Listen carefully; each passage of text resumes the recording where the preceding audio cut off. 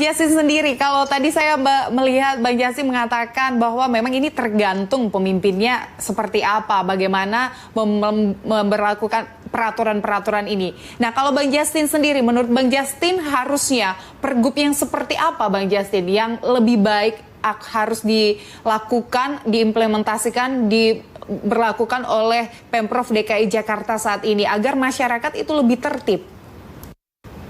Ya, maka saya pikir sebaiknya gubernur ini memiliki karakter sehingga pada saat dia baru berkuasa sekalipun dia sudah mulai menegakkan peraturan.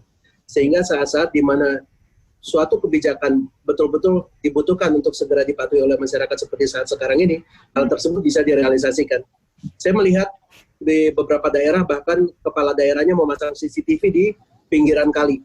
Semua masyarakat yang buang sampah dia langsung bisa trace itu melalui CCTV dan lain sebagainya. Ini ada upaya dalam penegakan peraturan, ada upaya untuk menjatuhkan sanksi terhadap masyarakat dan lain sebagainya. Jadi tidak ada pendidikan penegakan hukum yang dilakukan oleh Pak Gubernur selama dia menjabat juga. Sehingga saat-saat seperti ini di mana kita butuh peraturan yang bisa kuat mengatur masyarakat untuk mencegah penyebaran COVID ini, hal tersebut menjadi tidak dapat dilakukan.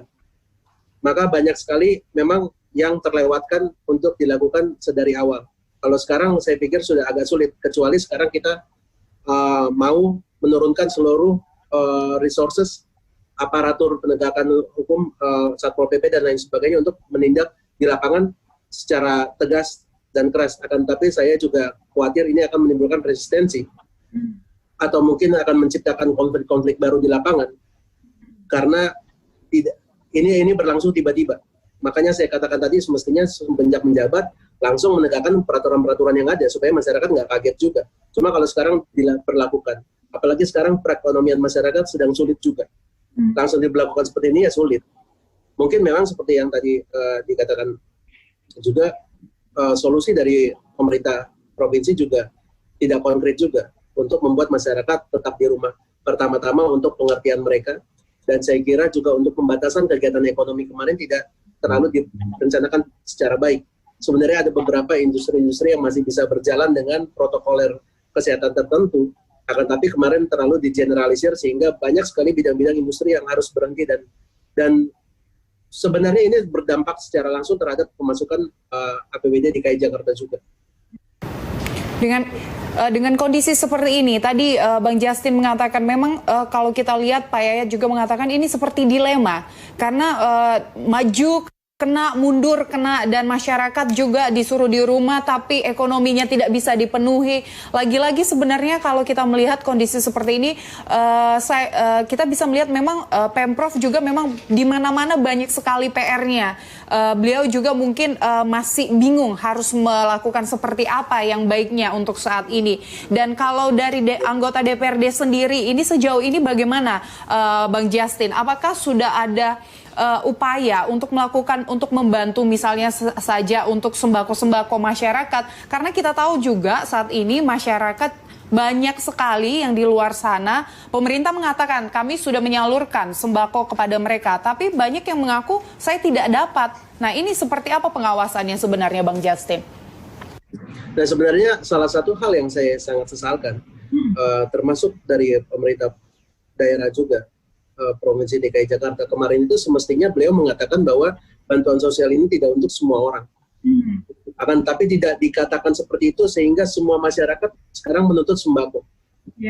Jadi kalau ada 10 juta warga DKI Jakarta, kemarin hanya ada paket 1,2 juta. Taruhlah dari 10 juta ini yang susah sekarang 5 juta orang. Ini pasti nggak cukup juga. Sosialisasi ini juga tidak sampai ke masyarakat. Ditambah lagi dengan manajemen data yang buruk, sehingga anggota DPRD juga namanya masuk dalam bansos itu.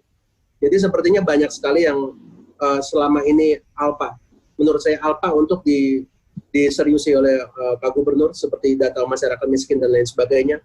Datanya tidak mutakhir juga, saya banyak sekali menerima laporan-laporan masyarakat mampu tapi dianggap tidak mampu, sehingga dia menerima fasilitas-fasilitas yang semestinya diberikan oleh masyarakat tidak mampu. Saya kira memang sulit ya dengan kapabilitas yang sekarang. Berarti masih banyak sekali data-data yang sangat kacau untuk saat ini, Bang Justin. Ya, tidak mutakhir, datanya tidak dimutakhir, tidak diupdate per tahun. Padahal semestinya kalau dalam suatu perusahaan, bila satu perusahaan memiliki dana triliunan, selama 3 tahun mungkin sudah hampir mencapai 200 triliun. Dengan aparatur yang jumlahnya ribuan, saya pikir masalah data administrasi semestinya tidak masalah. Cuma kalau masih masalah juga, ya ini masalah kapabilitas. Ya, baik. Kalau Pak Yayat sendiri pendapatnya bagaimana Pak Yayat dengan kondisi saat ini masyarakat di mana-mana butuh bantuan sosial, sembako di mana-mana mereka berharap, tapi lagi-lagi mereka merasa wah ini korupsi atau bagaimana? Saya tidak dapat, yang sana terdata, saya tidak terdata. Itu kalau Pak Yayat melihat sendiri masyarakatnya bagaimana Pak Yayat? Pertama saya sependapat tadi, kita database-nya tidak diupdate setiap saat.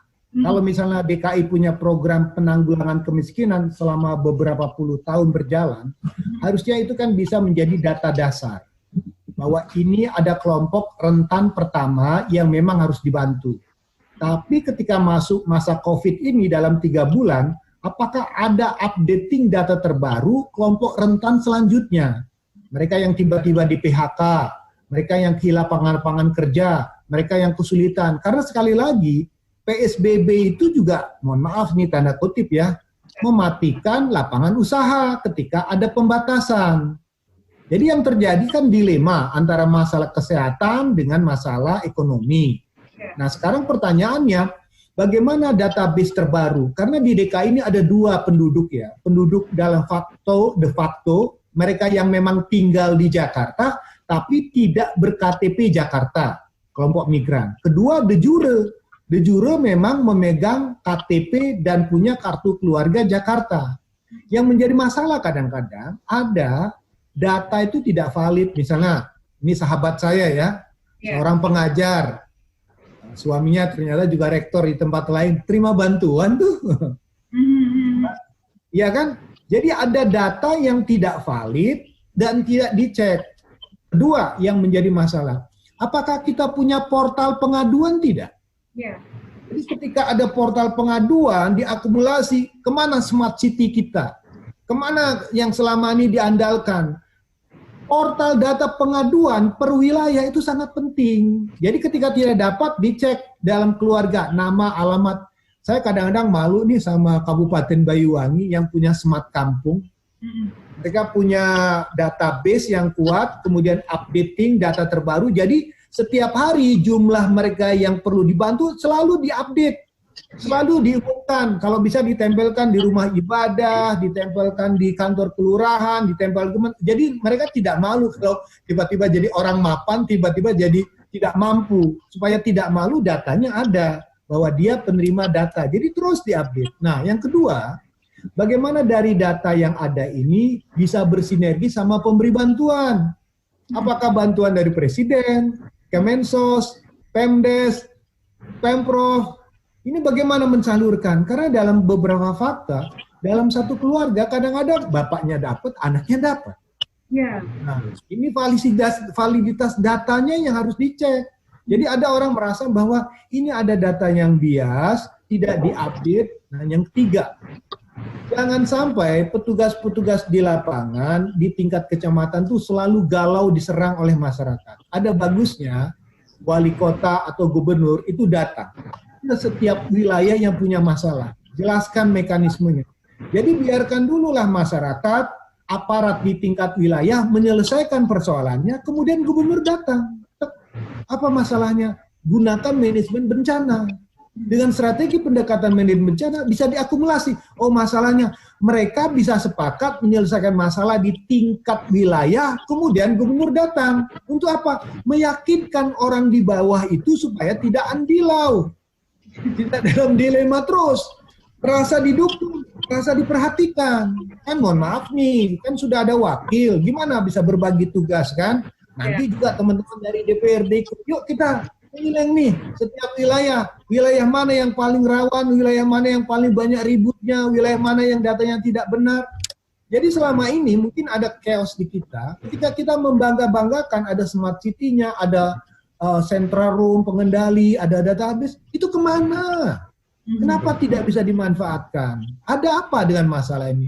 Jangan sampai DKI yang punya modal besar, sumber daya bagus, teknologinya bagus, kita gagal mengelola itu. Jadi pertanyaan paling berdasar sekarang ini kita mengalami gagap dalam konteks menghadapi bencana. Karena selama ini konsep pembangunan kita adalah membangun, tiba-tiba datang bencana.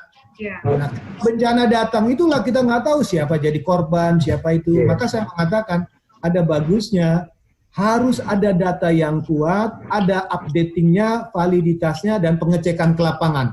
Pengecekan lapangan itu penting untuk meredam rasa kekecewaan orang. Minimal apa? Pasti di tingkat bawah itu juga harus selamat dia, karena tiap hari itu. Ya, baik-baik.